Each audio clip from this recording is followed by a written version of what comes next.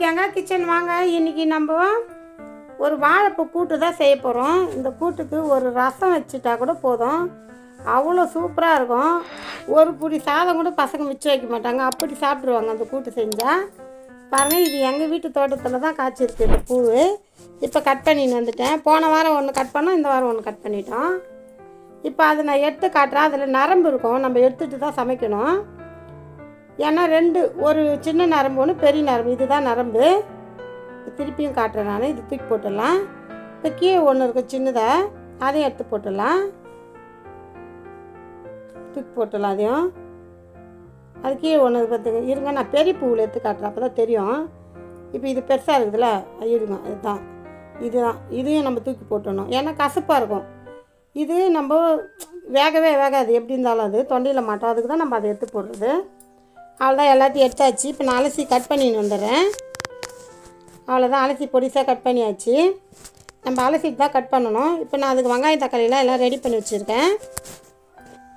இங்கே 2 பெரிய சைஸ் வெங்காயம், பெரிய சைஸ் தக்காளி 2, ஒரு 50 கிராம் சிறுபருப்பு.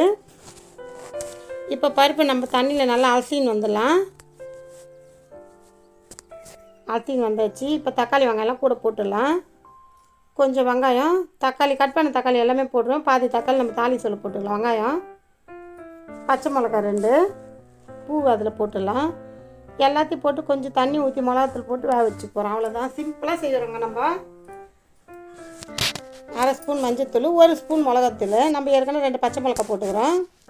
இதே போதும். உப்பு இப்போ கொஞ்சமாக தான் போட்டுக்கிறோம், நம்ம தேவைன்னா அப்புறம் போட்டுக்கலாம். இதே சரியாக போயிடும், நம்ம அப்புறம் செக் பண்ணிடலாம். இப்போ தண்ணி கொஞ்சம் தெளிச்சிக்கலாம்.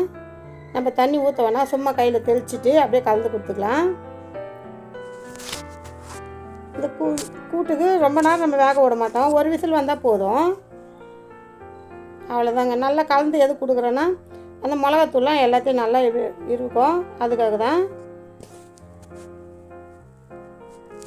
கேஸ் பற்ற வச்சு எடுத்து வச்சாச்சு. இப்போ ஒரு விசில் வந்தால் நம்ம ஆஃப் பண்ணிடலாம்.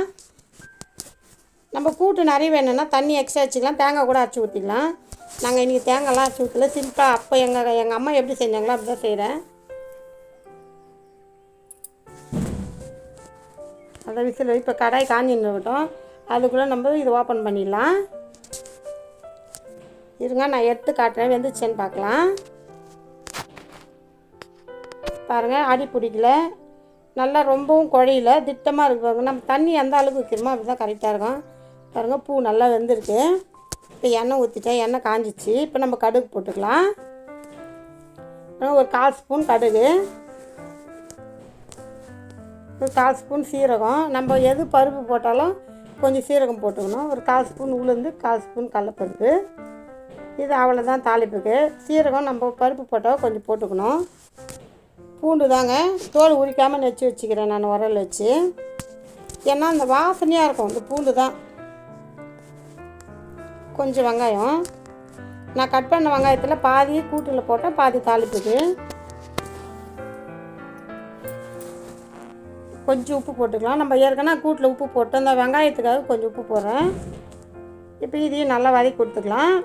இப்போ கூட்டு எடுத்து அதில் போட்டுக்கலாம். வெங்காயம் நல்லா வதங்கிச்சு. எல்லாத்தையும் போட்டு அப்புறம் கலந்து கொடுத்துக்கலாம். கொஞ்சம் அந்த குக்கரை கழுவி அதில் ஊற்றிட்டேன், அவ்வளோதான், வேறு ஒன்றும் இல்லை. அது தண்ணி நம்ம நிறைய வேணால் கூட நம்ம தோசை இட்லிக்கு தொட்டுக்கினா கூட கொஞ்சம் தேங்காய் அரைச்சி ஊற்றிக்கலாம், இல்லை கொஞ்சம் தண்ணி எக்ஸ்ட்ரா வச்சுக்கலாம். டேஸ்ட் ஒரே மாதிரி தான் இருக்கும் நமக்கு. அவ்வளோதாங்க, கூட்டு ரெடி ஆயிடுச்சு.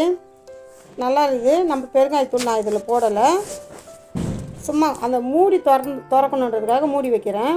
அது ஒரு மூடி கொதிச்சுதுன்னா டேஸ்ட் நல்லாயிருக்கும். அவ்வளோதான், ஓப்பன் பண்ணிட்டேன். பாருங்கள், வாசனையாக இருக்குதுங்க சாப்பிட. இன்றைக்கி எங்கள் வீட்டில் சாம்பார் தான் வச்சுருக்கோம். இப்போ நல்லா கலந்து கொடுத்தாச்சு. இப்போ ஆஃப் பண்ணிடலாம். ஆஃப் பண்ணிவிட்டு பரிமாறி நம்ம சாப்பிட்லாம். பாருங்கள், எங்கள் கூட இன்னைக்கு எங்கள் வீட்டில் சாதம், அப்பளம், சாம்பார், அதுக்கு ஒரு வாழைப்பூ கூட்டுங்க. நீங்களே இதேமாதிரி செஞ்சு பாருங்கள். இதுங்க வச்சிடுறேன். அதுதாங்க, செஞ்சு பாருங்கள், உங்களுக்கு பிடிக்கும்னு நினைக்கிறேன். நீங்களும் நிறைய செஞ்சுருப்பீங்க. இந்த ஸ்டைலில் நான் கங்கா ஸ்டைலில் செஞ்சு பாருங்கள். அவ்வளோதாங்க. வேறு இதில் ஒரு ரசம் வச்சா கூட அவ்வளோ சூப்பராக இருக்கும், அவ்வளோ டேஸ்ட்டாக இருக்கும் இந்த கூட்டு. நீங்கள் செஞ்சு பாருங்கள். உங்களுக்கு பிடிச்சிருந்தானா லைக் பண்ணுங்கள், ஷேர் பண்ணுங்கள், சப்ஸ்கிரைப் பண்ணுங்கள். மறக்காமல் கமெண்டில் சொல்லுங்கள். செஞ்சு பார்த்துட்டு கமெண்டில் சொல்லுங்கள். தேங்க்யூ.